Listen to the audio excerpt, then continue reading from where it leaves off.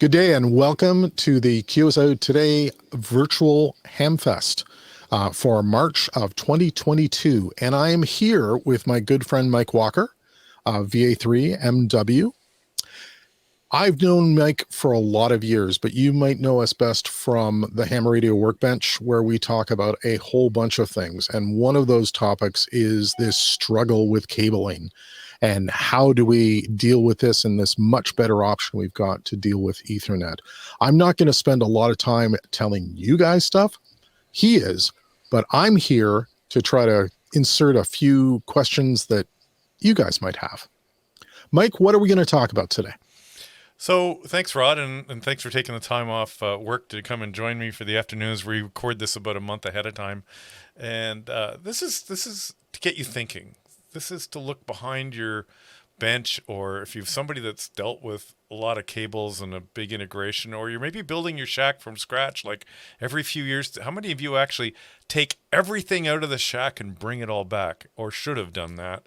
And done it without actually moving buildings, or changing anyway, that's about that. I want to think about the future. We want to talk more about, it ends up being the LAN in the ham shack discussion, which we've had a couple of ways, and we're certainly getting there. And so we're gonna do that, and we'll see where we go. And Rod's gonna try to ask some questions, and for us, and I think will this replace RS232, which is been around for a while, so we'll see how it goes. So that's what we're going to talk about today. And by the way, I've been a ham since about 1974. I think my first radio was a Spark Gap. No, it wasn't that bad, but one of my Elmers had done Spark Gap, Newt V3HF. So I've got a fair bit of experience. I'm a little different. I'm a true geek. I love the integration of just about anything. I want to push one button and have everything to come on. And yes, my home stereo is a push one button and everything aligns beautifully.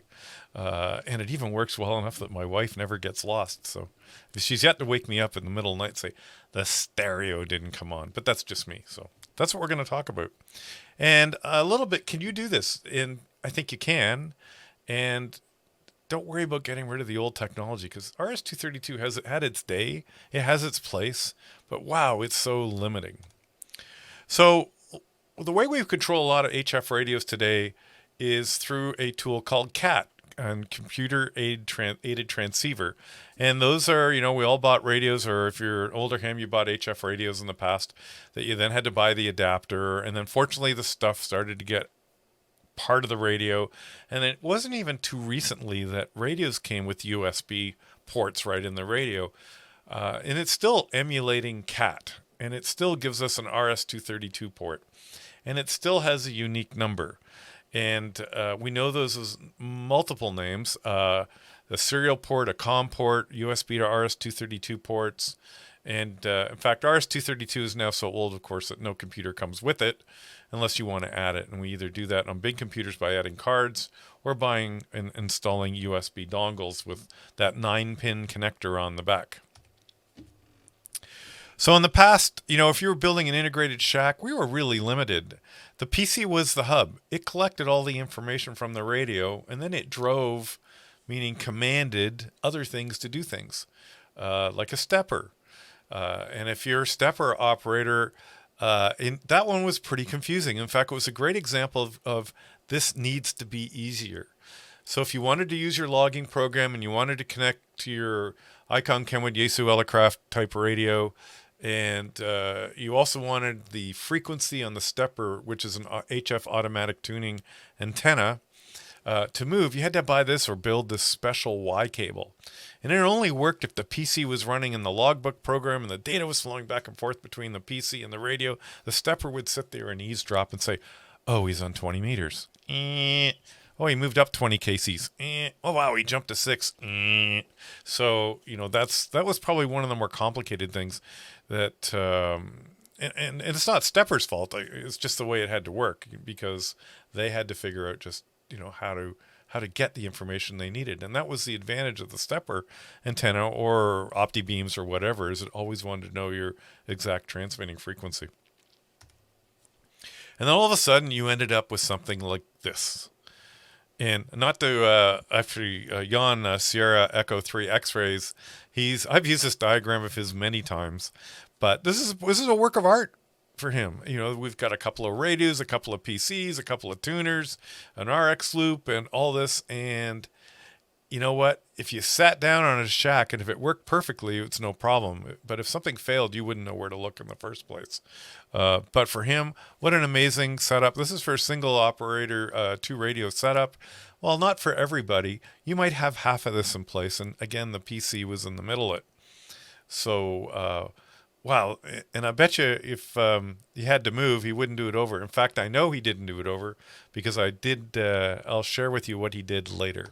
And I will And, guarantee that in all that cable mess, there's a whole bunch of abandoned cables in there you know, where isn't that, yeah, something go got ahead. upgraded, something got changed, something you're temporarily using, something that becomes permanent, and then you never ever rip the cable out. And that is a challenge I've seen not just in my shack, but in lots of friends' shacks. It's funny you mentioned that. I have done that where I lie on the floor and make sure there's, and just start ripping stuff out. Or that every 5 years rebuild the shack thing. You throw everything in the middle of the floor and you start layering back, and there's 7 cables. Well, I never use these, but and they're left over from changes, or I got a new piece of equipment, or I sold something. So yeah, thanks, Rod. That's awesome. That's a great idea. And here's another idea. From Victor Kilo 4 Sierra November. I've never talked to him, and I just scarf these images off the internet. And these again are a work of art. And if this was my station, I'd be proud of this diagram of his integration with an SDR play and the TRX box for SDR so he's got a sub receiver and to his FT2000A. It's again a work of art. This is a beautiful integration. And this, by the way, is not all the cabling guaranteed with this. Now we can't get rid of RF cables and we can't get rid of power cables, but we can probably get smarter as we move along. And just another diagram from the same person, Victor Kilo 4 Sugar November, on his BCD, that's binary coded decimal decoder. And that's a logic level or, an output from his Yaesu radio that allows him to do special things as we change bands, or if we're running SO2R and we need to deal with speakers and active push to talks. Again, not for everybody, but wow, we can easily get to half of this level. So. And then RS232 is highly configurable, but in every customer, or in my case in the Flex world, but in everybody I've talked to, each station is like a thumbprint. They're all uniques. Now this dialogue came up on a reflector about 4 months ago, and it went on for days about how should I do this. He had a TS890, a KPA 500 amplifier. He wanted the amplifier to track the radio. Well, the Elecraft amplifier actually is very good at that because, believe it or not, it has 2 inputs, one for the radio and one for the computer program. So that made it, way ahead of most things, and compliments to Elecraft who did that. I had one on my remote station for years and it worked beautifully. But okay, now he wants to share the amplifier with his TS590. Well, how do I switch back and forth? What do I worry about baud rates? Do I have COM port conflicts? And there are a lot of boxes and tools and configuration you can get to this, and it's a great technological hobby if that's you. But if like I'm finding with most of our amateurs today, they want to operate. They just don't want to integrate. And that's okay. They want to turn on and make it work. I mean, that's where we've gotten to today, right? I think the art of serial debugging has been lost. I mean, I still have a serial port breakout box. You probably have one too. One of the blue ones? Mine is a little tan colored one, Yeah. but I used it way back in the day when we were dealing with plotters and other serial devices, even printers. And they're great to figure out what freaky wiring is in a particular cable and to light it up. But how many people have those tools anymore? Well, I'm going to take an aside because sitting on the bench over here, and I think most of you know if you follow me, I do stuff with sports and alpine skiing and hockey and stuff, and a lot of our legacy display boards are driven, and timing equipment are driven by RS232. And funny you mentioned that, Rod, because I'm debugging a new software to an old display, And I've got a 9-pin to 9-pin breakout in between so that I know that the data is leaving the computer, the lights are flashing, and at least the display board, if it's not displaying something, I know we're sending it something. But I'm glad you mentioned that. That's like, and yeah, I have one of the blue ones too with the little red jumper wires. You would jump over the, yep, yeah. Those were gold. Absolutely. I'm still holding on to mine. Yeah. Hope I never have to use it again. Has yours got a DB 25 pin on it? Of course. Yeah. Yeah, that's an education just in that box. We could do a whole hour on that thing. So what's wrong with our RS232? Well, it was developed about 1960. It's really a one-to-one relationship. In our case, it's from like the radio to the amplifier. What if we want more? In other technologies, it was for modems or point-of-sale equipment. It's got a very short range, usually measured in meters. There are ways to make it go longer by using a slightly different technology, but the protocol's the same. RS485 or RS422. It can be susceptible to RFI. You can have the wrong connector ends on it. You're dealing with null modem jumpers if you don't feel like making your cables, etc. And the favorite one I've seen pretty much everywhere is everything worked great. I took the shack apart to clean it. I put it back together, and now WSJT doesn't work to my 7300. Just picking on ICOM. And maybe because you just took the cable and plugged it into a different USB port in the computer, the number will change. The COM port number changes. That's a different address. Nothing works. So these are, sort of some of the nightmares I've grown up with as well. Yeah. And like I mentioned, you also then have to figure out the ports. Oh, by the way, if you had an adapter, you plugged it in, and you took it out, and then you never used it again, that port might be reserved, and then a week, a month, a year later, you'll happen to you get a new camera or something or some device, you plug it in, and yeah, COM 77. I'm thinking I want something in between 1 and 16. And so then you're into port reassignment numbers, and thank God for Google, but there are limitations that way. And they just keep adding up and up and up, and then you have to go clean them, and there's some programs out there, but it's a bit of a disaster as well. And even some software compilers, and a lot of the ham software that's still pretty popular today has not been recompiled with new compilers in decades. And it may only see up to COM 8. It may, or 16 even. I think N1MM, before we came up with N1MM Plus, was limited to the first 16 COM ports available. So you then became an expert in deleting and adding and just sort of cleaning things up. So like I said before, what do we want to do? We want the radio to drive everything, but we've been stuck with the computer. So the computer's been controlling switches or steppers or the radio, or it wants to share information with WSJT, and you kept building bigger computers with more displays because you needed it all in one place. It doesn't scale, and God forbid you wanted to do anything remotely, because we're used to picking up an iPhone and having full control of just about everything. And then what if you wanted to explain it to someone? God forbid. And then you end up being the guy that shows up at the club meeting, that does those beautiful diagrams, and you explain it because it truly is, I keep saying, it is a work of art. And you look out in the crowd, and it looks like 3/4 of them are deer in the headlights, and you wonder if they're listening. So let's talk about making it easier. Like we've said, this is probably the 4th time. We have programs like loggers. We have programs like antenna control, bandpass filters if we're using those, maybe tuners. What else? May all want to know what we're doing. So we're now getting to the point where we need to share that information. It needs to be diversified. And thanks to the Ethernet, we can get the PC out of the middle, and we can use the radio to be the heart of it, or maybe even just as simple as a Raspberry Pi. Or we could use a PC, but we want to get it so it's reliable, it works all the time, and nothing changes other than the first setup. And the good news is this is not a journey you have to take alone. So let's talk about now the LAN and the ham shack, and that's where we're heading. We have multiple radios that are showing up that are LAN enabled. They have radio information available on the Ethernet or LAN. We're going to use that term synonymously. We haven't even mentioned things like DX clusters so that we click on a frequency in the DX cluster, the radio turns to the right frequency, the stepper goes to the right frequency, the right antenna is selected. We can now start to do that. And when you build it and we get it off the PC, it starts to become incredibly more reliable. And this is what the LAN and the ham shack is all about as we move forward. And thanks to Internet of Things, it's really accelerating that as well. Here are some of the radios that I know of really quickly, or some technology rather that's Ethernet based. Of course, this is a Flex presentation, and yes, it will sound a bit like a Flex commercial, but my eyes are open. I'm a ham first. I'm looking at equipment lying around here. I got Yaesu equipment. I got ICOM equipment. I've got certainly Flex equipment, and what don't I have anymore?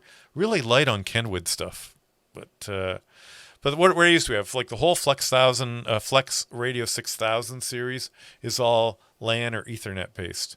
Their new amplifier, well, it's not so new now. I guess it's about 3 years old. The Power Genius is all Ethernet based. An amazing new tuner that's all Ethernet based. And why do I care? Well, we're going to show you why in a minute.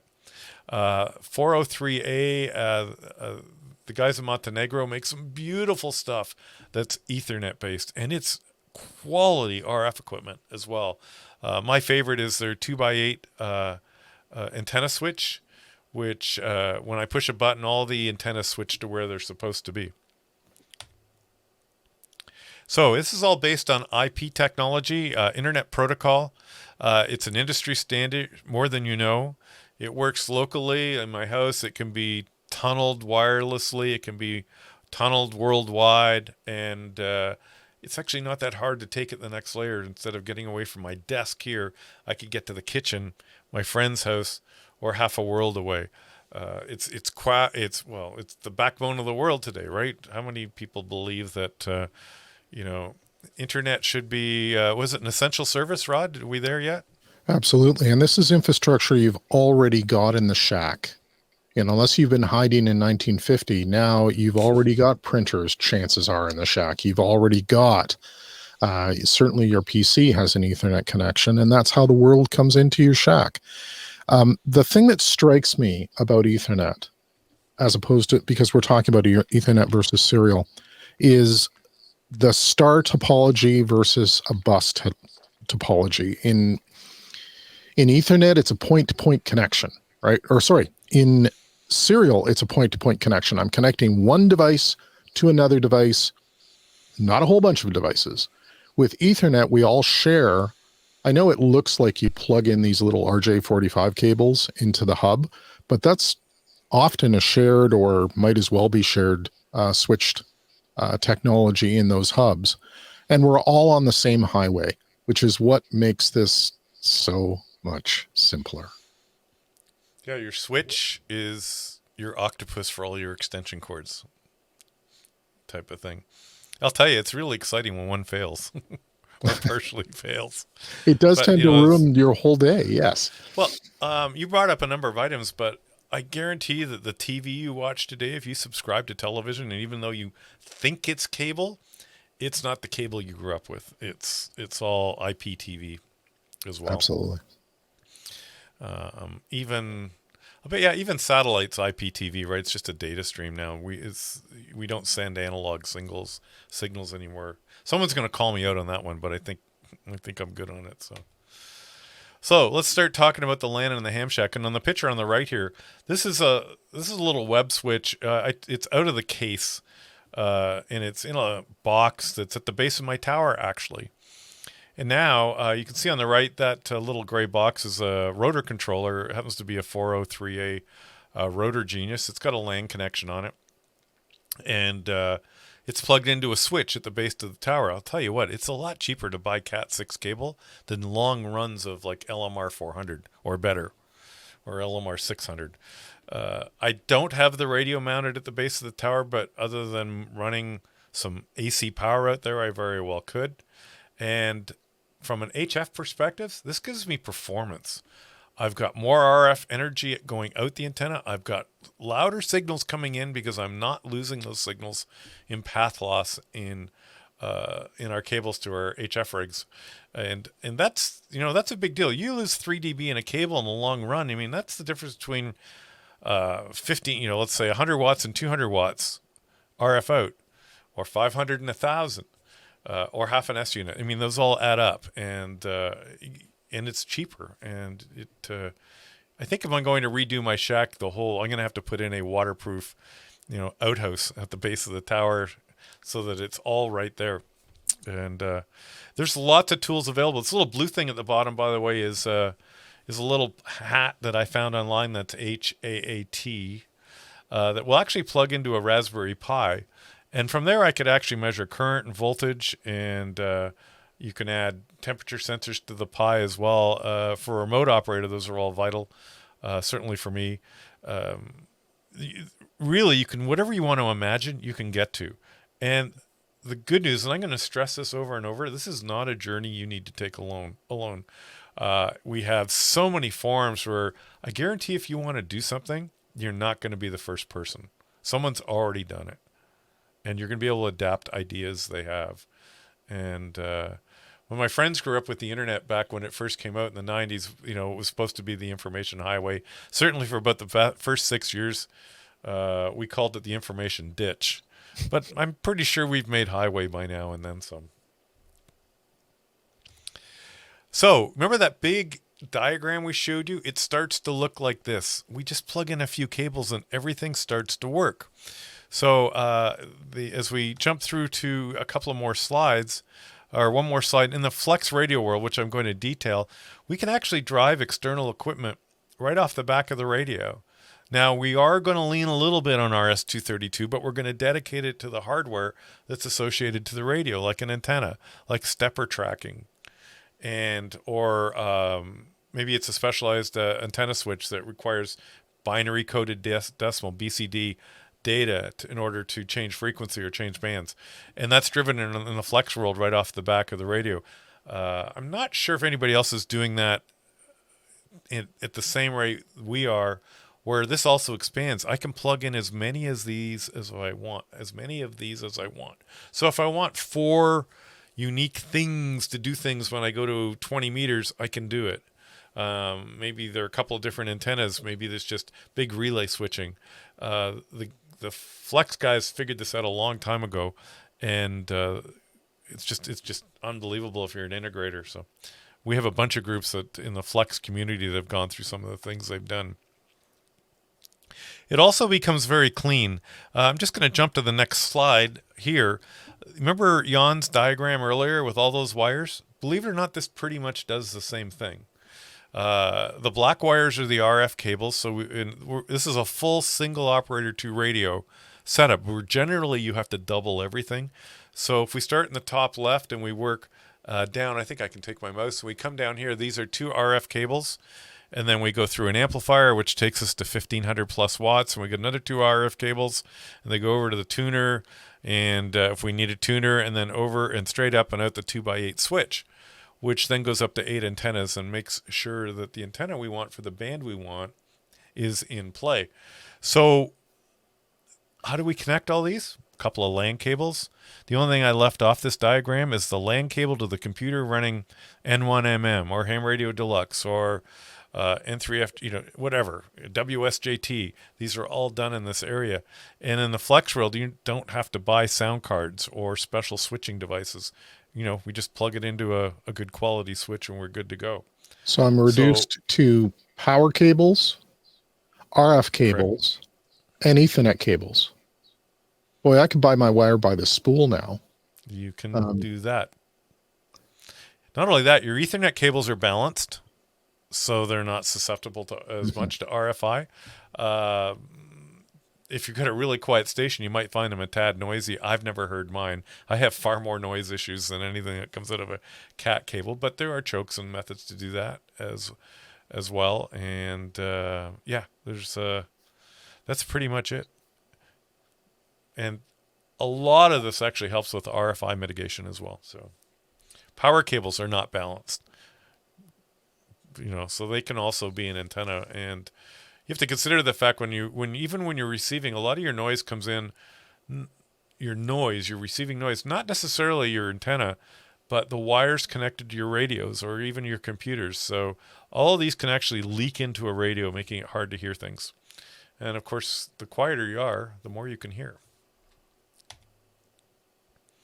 So the Flex Radio supports is all LAN based. We use standard TCP/IP communications. In fact, you could write your own stuff if you were so inclined.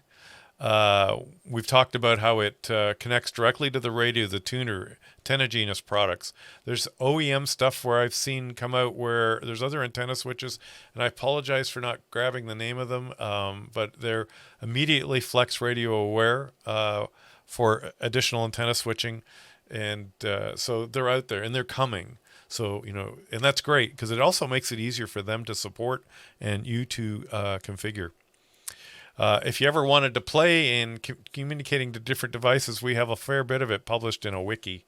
And you can just Google Flex Radio API, which stands for Application Programmer Interface, and wiki, it's the first hit. I know there's a link there, but Google's quicker. And if you are a real API is all our programmers, and especially Anna will talk about in her presentation at QSO Today about how to work with a Flex Radio. We eat our own dog food. We use the same commands that are out in the public to control the radio from a client. The client being the user part, whether it's a PC or a Maestro, which is a big control head that sits on your desk, or whatever. It's plain text data flow right here, and you can just this is what it looks like. This happens to be a PuTTY session, which is a direct connection to the radio. Again, some of you it might be over your head, but it's we're trying to keep it so you can easily read and comprehend. So back about 2010, the Flex engineers under Steve Hicks, our CTO, figured out that this is all great. This IP communication works great. But what about all my old programs like WSJT, Ham Radio Deluxe, Log4OM, or whatever? They're going to need that information, and they don't know anything about Ethernet connections. So we have this emulator, or bridge, that's a better term, called CAT. Not surprisingly, Smart SDR CAT. And you could just quickly add as many as you need. So you can see up here in the top one, I've got one for JTDX, and I call it device A. Well, actually, you know what? I was able to use a direct IP connection to that one. It's called an IP socket. We'll show you that in a minute. And wow, CAT connects to that program. Everything's good to go. If we roll down to one here that's, I had VQ log running, and it said on COM13 on the PC, serial port 13, I would configure VQ log to talk to the radio on serial port 13, and so on and so on. And you just add these as you need them. And you know what, Rod? There's no conflicts. You can just keep building them one at a time so that your program works. Rod, did you own a Palm Pilot? Yes, I did. And one of the biggest problems with the Palm Pilot was whenever you had a Windows upgrade, whenever you had, it was a lottery when you plug it in, or heaven forbid if you plugged it into another computer, ever. You ran into all sorts of interesting issues with that. I mean, yeah, we hear about this from our friends all the time, right? When there's a Windows upgrade and the COM port number changes, or you've got an old device like a Palm Pilot that would only deal, I think they were limited to COM 1 through 4. And so you had to rearrange the ports on your computer, whether you had a printer or whatever, so that your most archaic technology would be able to use those early port numbers, those lower port numbers. And if you ever had a device, I remember getting devices that would support COM 13 or COM 14 and thinking, hey, this is great, I have arrived.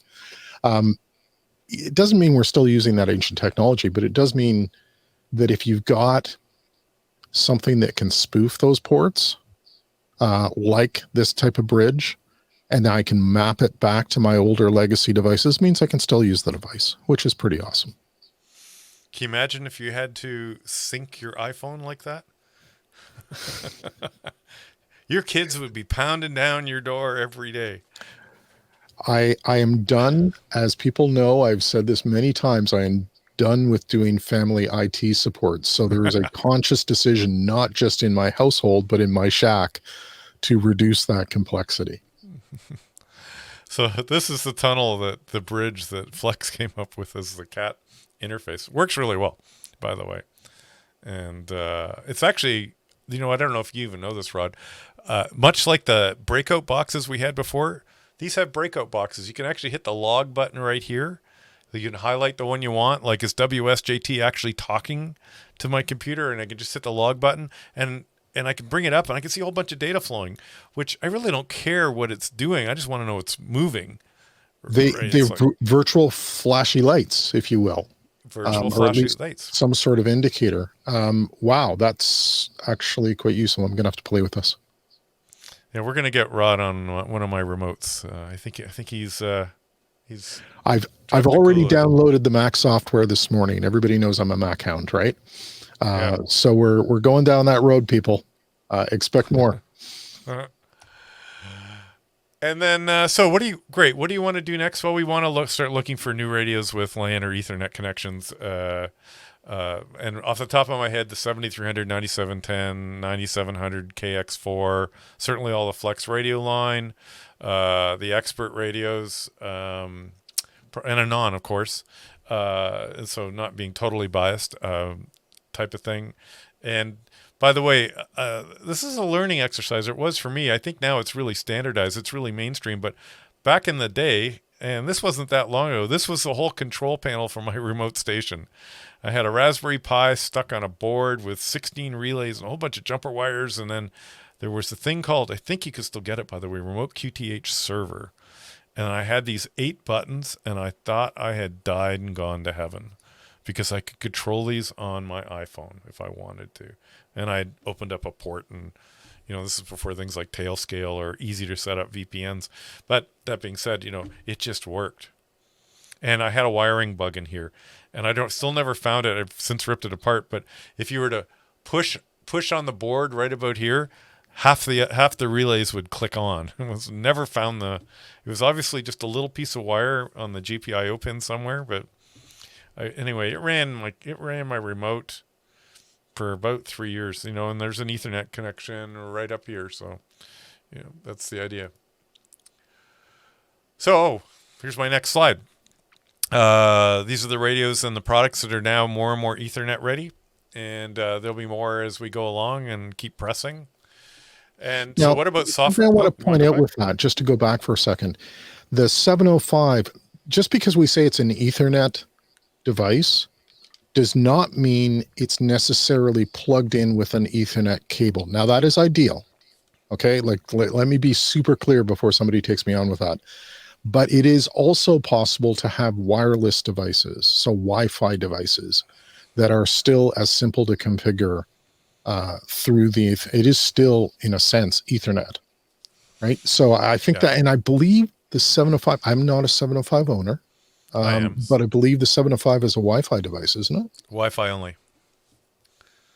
Yeah, and you can do remote control by Wi-Fi. I haven't tried it yet, so I'm thinking because my 10 gig station has a 705 as the IF and some of the winter stuff, I'm pretty sure I could sit it in the field, aim it somewhere, run back to the car, turn the heat on, and make some contacts. Nice. Believe me, there was a couple of days in January when I was working on my VUCC that I was thinking of dragging a cable all the way across, from the rise. It was about 40 feet and then sit in the car, but I would just go dressed up like I was doing timing on a ski hill. It seemed to work. So what about software? Because we had mentioned that software, in our case, in the Flex Radio world, had to deal with a communicated device, a bridge, and most of the others have it in some way, shape, or form. The ICOM stuff does not. You still have to deal with it in traditional CAT connections, I believe, and haven't exploited it, but I've done it on my 705, and it still is a USB cable, so we're still in that older technology. I've made some FT8 contacts in my 705 that way. Other products have more and more functionality. N1MM, as of about a month ago now, has direct IP connections to they're called raw sockets. And so you'll see that it's got this funny addressing here. We'll show that in the next slide or two. FL Digi actually came up, and I don't know when it might have been around forever, has something called FL Rig.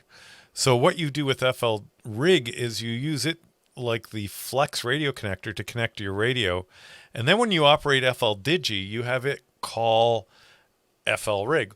Well, it doesn't really matter if it's on the same PC, but say you wanted to run FL Digi in a different room on your laptop while you're supposed to be watching a movie with your wife. You could queue it all up and have FL Digi connect to FL Rig over the Ethernet and have full control of the radio. Of course, Grid Tracker, which is an amazing, cool-looking mapping context when it works. Well, it actually works really well when I run it, which isn't very often. I can see all those dynamic links back and forth on FT8. Certainly WSJT. That's this here. It shows a network connection to this IP address, this port. I'll explain those in the next slide, and I'm sure there's more and more coming all the time. And this gives us this ability to scale where a lot of the stuff we'd have to be sitting at the same desk. We now can be anywhere. So what's a little bit about the addressing? I'm sure most of you know what an IP address, and then this is really dumbing down something that could be incredibly complicated, but it's enough to make you quite aware of how it works. Fortunately, today, most of the stuff we still do is in what we call IPv4, version 4. You might have heard about IPv6. Just ignore it because it's not an issue for us in our own homes. If you are an IPv6 person, you probably don't need to be watching this video in the first place. And there's two parts of the addressing. The IP address, in my example here, we have something like 192.168.0.1. I'm sure those sound familiar, and generally you don't need to know what they are, but you will. Generally meaning for your Apple TV, your iPhone, your fridge, your stove, or whatever, you don't care. But in the amateur world, you sort of do. And a port number. And I think the best way we can describe this IP address : port number layout is, imagine a business like, let's say, I wish I could say Flex Radio, but we're not that big, Google, and had one main number, and you called it, but that doesn't get you anywhere. And now it says enter the extension, and that's where the port number comes in. So it allows you to define at a macro level where you want to go. And quite simply put, I was trying to think of this, and I think, Rod, it's like the IP address defines the hardware, the physical machine, the plug into the network, and the port number is a place where your communications go to, and generally that's a software program. How to send it within the device. Yeah. How to send it within the device. So I have a question for you, and you can put me off till later if it's important, but when we talk about IP addresses, we often talk about, is that either a fixed IP address or is it a DHCP address? Okay, and DHCP is simply the dynamic allocation of address from your router. So your home router sees a new device and says, hey, can I have an IP address? Or your device says that. And then it says, okay, I'm going to give you 192.168.0.17. And then the next one's going to get 18, the next one's going to get, and it has it for a period of time. If you are really of the gray hair crowd, and that's many of us, some of us grew up with fixed IPs. Do you tend to see in the Flex world or in this IP driven world, do you tend to see more fixed IP configurations, or do you tend to see people just kind of going with the flow and hoping that their router doesn't reassign their addresses? So it's an interesting question about IP addresses and whether they're three levels: reserved, fixed, or dynamic. So we'll talk about dynamic because that's what most people do today. That just means, as in Rod's example, where something comes to your network, it connects, and the traffic cop called your router gives you an IP address and everybody's happy. Reserved means I've got a table where me, have said that anytime my iPhone connects, it's always going to get this address. So it's like you've reserved your table at your favorite restaurant, you're always going to get it. And fixed means you've decided that it will always be this IP address, and you code it in the hardware device. And you can even do that in an iPhone as an example and say, my IP address for this phone is always going to be this IP address. I highly recommend you don't do that because for something that doesn't move around, say I'll say my Flex Radio, I can hard code an IP address. There comes a bunch of caveats with that, so sort of recommend you don't do it, and we can take that part offline. So that's the difference of the three types. I use something called reserved IP addresses for all my stuff, and that means that there's a table and it says, okay, my radio is going to be at .70. Generally for us, the first three digits don't change in a home network. So it's going to be at .7. So my 6600 is .70. My 6500, the work one, is at .71. The amplifier's at .72, because I was trying to be organized. And by the way, I have some really anal friends that have the iPhones will be in this block, and it's quite, and I just don't have time to do all that. That's me. Oh, that's you. You have the Yeah. table. I tend, well, remember, you've got teenagers. I try to organize everything, so that things don't get out of hand, and I have some hope of understanding what is talking to what inside the house. Yeah. So that's IP addresses. I don't want to scare you. If you just remember the IP address and the port number, and you're probably ahead of 90% of the world. That's all you need to know. My router genius is at like 192.168.110.79, right? And it's done by reservation so that it never changes. I find that really useful in playing with a bunch of Raspberry Pis, because I might rebuild the Pi and put a new SD card in it, and at least there's another layer there called the Mac hardware, and every piece of internet stuff out there has its own MAC address, and it never changes in theory.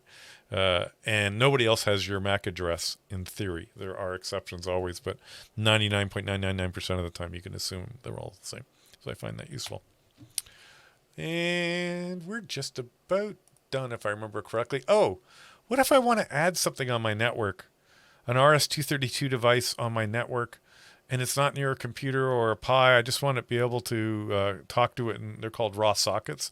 They're available. They vary in price from $25 for generic ones up to the beautiful Moxa import stuff at a couple of hundred, which is commercial grade. And if you think you want to do that, like you're just going to stick a rotor controller out in the middle of the woods, there are ways to do that, and lots of easy enough to set up the second time, but certainly thanks to Google or other ham operators, there's a lot of help getting that done. So the future, let's focus on moving more stuff over to the Ethernet because it scales. It's more stable. Once you get up and running, odds are you probably never have to touch it again. Ping is a powerful tool just to see if it's still working. You can just ping it and see if it's still there. You can actually monitor it. I have tools in my shack called Nagios, which says, hey, if something goes offline, it sends me an email, especially on my remote. You could use it for your kids to know when they came back home, because you would see their device come back in. Never mind. I think you've got a great point there around debugging. It's very satisfying to walk up to your switch and look for all the lights and look for activity and go, oh yeah, I've gone and screwed up that component or whatever, without having to put something. We were joking about RS232 ports, and how you have to put devices between them and see the LEDs and splitter boxes and that kind of thing to see what's going on. But, as you see here, all you do is type ping from your console, from any console, and I can know whether something is working in the house. You hear, we've got a lot of Internet of Things devices. Man, do I use that interface. It makes my life so much simpler. Ping's an okay tool. It's really good for telling you if something there or is not there. It's not really good at telling you about intermittent connections or latency, and I can talk about those we have a whole bunch of tools regarded. By the way, Wi-Fi is evil. I still say that today, and I learned that when I was working in Montreal for 18 months, and I had an apartment, and I'm sitting from like here to there from my access point, and at 8 o'clock at night, it wouldn't work. And I thought it was the internet. No, it was the Wi-Fi link. I phoned up who happened to be the ISP. I said, your internet's terrible. He goes, well, what do you mean? So I explain it. He goes, have you tried testing it cabled? Like, can you just plug into the router? And I plug into the router from my laptop with the cable, and oh, wow, exactly what I pay for in bandwidth up and down. So there's nothing more sobering than, remember the old war driving where you'd go around and you look for open nodes? There are some tools that came out of that are really kind of cool, where they look at the 7 or 11 channels or whatever, depending on the technology you're using of Wi-Fi, and to see what's overlapping. and what is going horribly, horribly wrong in a densely packed environment like an apartment building. So I second Mike's point about Wi-Fi is if you can avoid it, yeah, we use it. We use it all the time with our phones and that kind of thing, but use it for stuff that doesn't really matter, because I don't really care about the latency on my phone most of the time. I just find it so much easier to stick to wired Ethernet. And as I said, the very satisfying feeling of looking at the switch or just pinging something to know that it's there and it's predictable.